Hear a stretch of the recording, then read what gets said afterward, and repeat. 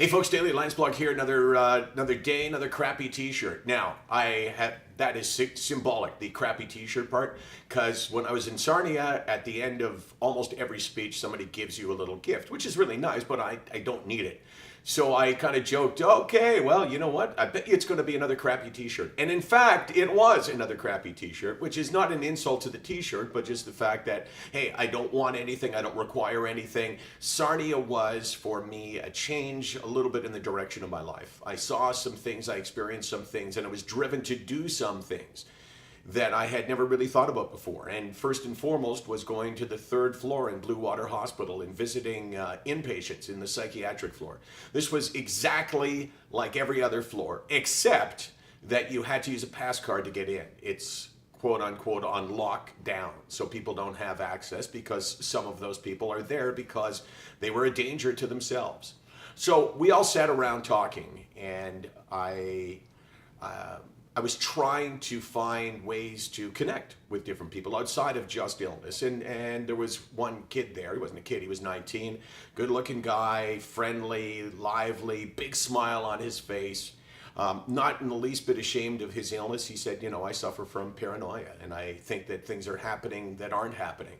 But he didn't say it like I suffer from paranoia. It was like he was telling you about, hey, I'm here for my appendix. Obviously a lot more serious than appendix, but he said, I want you to have this, and he gave it to me. Can you see a case? This is one of those things for the end of your shoelaces, where when you squeeze them, the holes line up, you put the laces through, and then you let go, and you can tighten up the laces.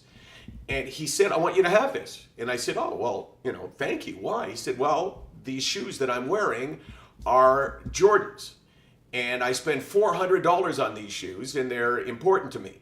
So I said to him, is that why they locked you up? Because you spent so much money on those crappy shoes? And he laughed, and I laughed, and other people laughed, and it was a really great, special moment between all of us, or at least it was for me. It felt like it was for me. It felt like we had found a bond, or at least I felt this bond with people there. And I was thinking, as I was leaving, just how lucky I had been to get the treatment that I needed. I knew he was going to do that. You know, it's unbelievable. He's got to work his way in. Hey, Brando. Okay, so here's my question for you. Have you ever been on the psych floor in the hospital? Have you ever been in a situation where you needed to stay overnight, or you were there for an extended period of time? Because I think that that's kind of like the next place for us to go, because those people who are there don't often get sort of drop by visitors, and I'd like to do that, and I'd like to.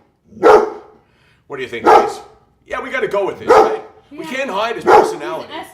He's escalating. SickNotWeak.com, 24 hours a day, 364 days a year. I'll complete the story tomorrow. Brando! Don't yell at him. Sorry. Let me try that again. Brando, be quiet, sweetie.